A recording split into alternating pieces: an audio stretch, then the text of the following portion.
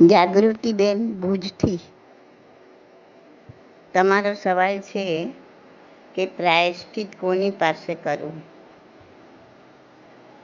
જાગૃતિબેન, અત્યારે કોઈ કેવલી ભગવંતો વિચરતા છે ને કે જેમની પાસે આપણે પ્રાયશ્ચિત કરી શકીએ પાપનું. પણ કોઈ ગીતાર્થ ગુરુ હોય, ગુરુ કે ગુરુણી હોય, તો એમની પાસે પાપનું પ્રાયશ્ચિત કરી શકાય.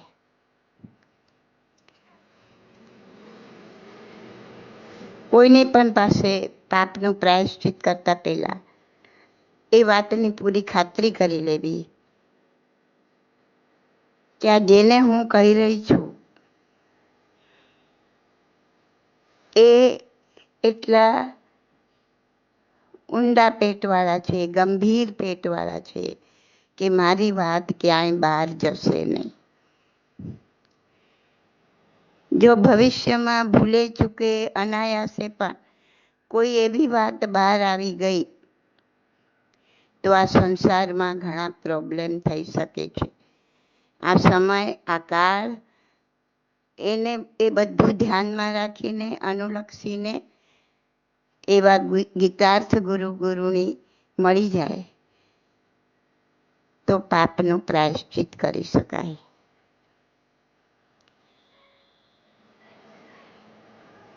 બીજું, આપણો આત્મા આપણો સૌથી મોટો ગુરુ છે.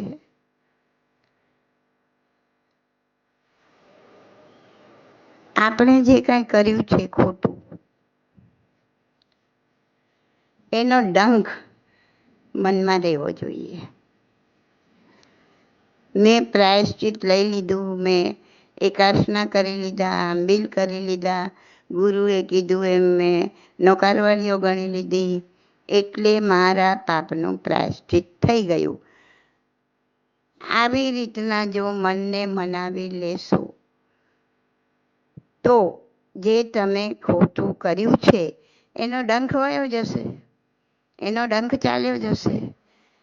મેં આ થઈ ગયું, હું માણસ છું, ભૂલ છે, મારી ભૂલ થઈ ગઈ, મેં પ્રાયશ્ચિત કરી લીધું, ધેટ્સ ઓલ. તો મન એ કબૂલ કરી લેશે કે મારું પ્રાયશ્ચિત થઈ ગયું. એટલે ઓલી જેમ કે ને એટલે પાટીમાં જે લખાયેલું હતું એ ભૂસાઈ ગયું અને ફરીથી પાટી લખવા માટે તૈયાર, ફરીથી ભૂલો કરવા માટે આપણે તૈયાર, આપણું મન તૈયાર, કેમ કે ઓલો ડંખ નીકળી ગયો. એ ડંખ રહેવો જોઈએ, સતત રહેવો જોઈએ, તો જ તમે ફરીથી એ ભૂલ નહીં કરો. અને જો ફરીને એની એ જ ભૂલ કરવી હોય તો એ પ્રાયશ્ચિત લીધું કહેવાય નહીં, પ્રાયશ્ચિત થયું કહેવાય નહીં. પ્રાયશ્ચિત તો ત્યારે જ થાય જ્યારે કરેલી ભૂલ બીજી વાર નહીં કરો, એનો તમને સતત ડંખ રહેશે. જો ડંખ મિટાવી દીધો તો ફરીથી તમે એ જ ભૂલ કરવાના છો. કોઈને તમે લાત મારો ને સોરી કહો, પેલું કે આ વાંધો નહીં થઈ જાય, બીજી વખત લાત વાગી ગઈ, સોરી કીધું, પણ ત્રીજી વખત સોરી, ચોથી વખત, પાંચમી વખત, છઠ્ઠી વખત, ક્યાં સુધી તમારું સોરી ચાલશે? તો એવું પ્રાયશ્ચિત નથી કરવાનું કે પ્રાયશ્ચિત કર્યું હમણાં અને પાછા હતા ત્યાં ત્યાં, પ્રાયશ્ચિત કર્યું પાછું હતા ત્યાં ત્યાં નહીં. જે વસ્તુનો ડંખ છે એ વસ્તુ ધીમે ધીમે તમારામાંથી નીકળશે, વિદાય લેશે. પણ જે વસ્તુનો ડંખ નથી એ વસ્તુ વિદાય નહીં લે. એ ઘર કરશે, એને પોષણ મળી ગયું, એને સ્ટેમ્પ લાગી ગયો, એ શું કામ જશે? તો આ બે વસ્તુ ધ્યાનમાં રાખવાની કે જે કાંઈ ખોટું કર્યું છે એ ફરીથી ન જ થવું જોઈએ એવું માઇન્ડ મેકઅપ કરવાનું.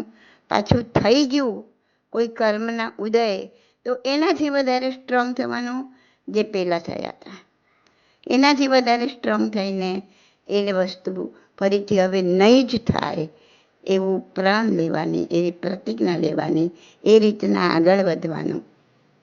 તો તમારો આત્મા એક વખત દ્રઢ મનોબળ કરો ને, તો બધી સારી શક્તિઓ તમને, આ દુનિયાની, આ વિશ્વની સારી શક્તિઓ તમને મદદ કરશે. તમારું દ્રઢ મનોબળ થયું તો તમે કેપેબલ થઈ જશો એ કામ કરવા માટે. અને જો મન ઢીલું થયું, નહીં કરી શકો. તો પ્રાયશ્ચિત માટે 2 વસ્તુ ધ્યાનમાં રાખવાની. અગર કોઈ ગીતાર્થ ગુરુને શોધીને પ્રાયશ્ચિત કરો, બહુ સારું છે, કરવું જોઈએ, પણ યોગ્ય ગુરુ શોધવા જોઈએ. અને ના મળે ત્યાં સુધી, અને મળે પછી પણ પોતાનો આત્મા સૌથી મોટો ગુરુ છે સમજીને આત્માની સાક્ષીએ પ્રાયશ્ચિત કરો, અને એ ફરીથી ન થાય એવી પ્રતિજ્ઞા કરો, અને એમાંથી બહાર નીકળો. અને જેમ જેમ તમે સ્વાધ્યાય, ધ્યાન અને કાયોત્સર્ગમાં આગળ વધતા જશો, કર્મની પ્રતર તૂટતી જશે અને ફરીથી એવા પાપ નહીં થાય. ઓકે.